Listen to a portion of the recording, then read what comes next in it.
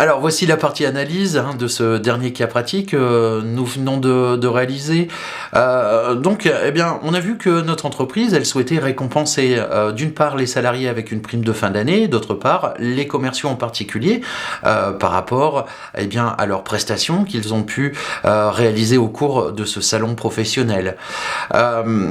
Ce tableau, ce classeur Excel avec ces deux feuillets, eh bien, ils vont servir principalement à qui? Ils vont servir principalement à des assistantes ressources humaines, par exemple, à des gestionnaires de paye, pour faire des prévisions, pour faire des matrices, travailler sur des matrices,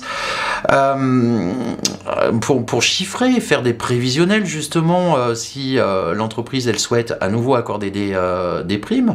Elle va servir aussi aux commerciaux. Les commerciaux, ils vont pouvoir calculer eux-mêmes leurs différentes récompenses ou leurs primes dont ils vont bénéficier pour justement en fonction du chiffre d'affaires qu'ils ont réalisé. Donc ces documents, ils peuvent servir directement, indirectement en tout cas.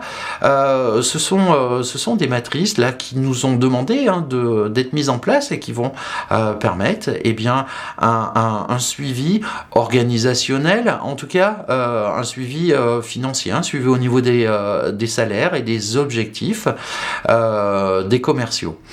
À la lecture de ces documents, nous voyons que, globalement, sur notre hypothèse, puisque nous sommes partis concernant la prime sur salaire de fin d'année, nous sommes partis sur 5 salariés. On voit que ces 5 salariés vont tous bénéficier d'une prime allant de 100 € au minimum à 250 €, qui est le maximum.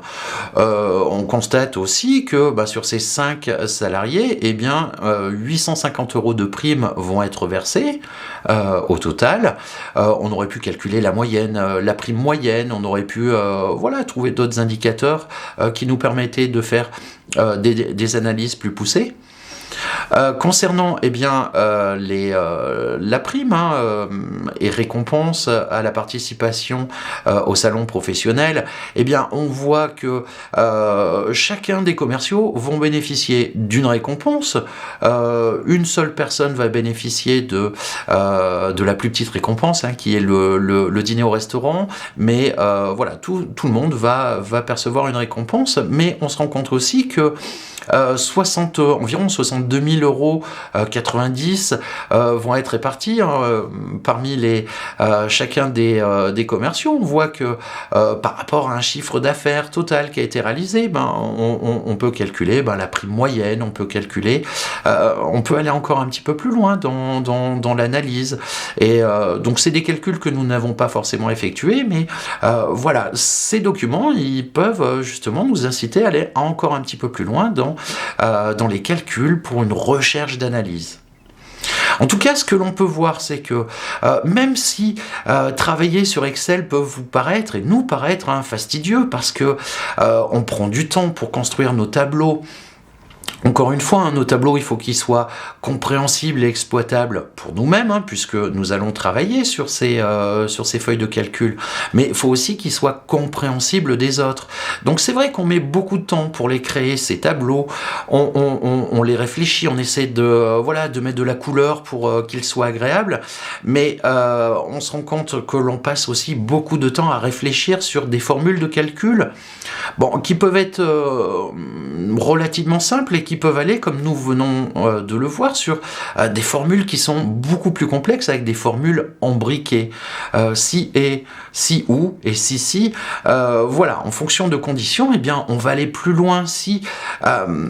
Et là, c'est pas une condition que je vous donne, mais si effectivement nous avions dû ne pas utiliser ces fonctions qui nous sont proposées par Excel, nous aurions été obligés de construire des tableaux beaucoup plus grands avec des calculs intermédiaires. On aurait passé beaucoup de temps, alors que là, le calcul, il est complètement automatisé.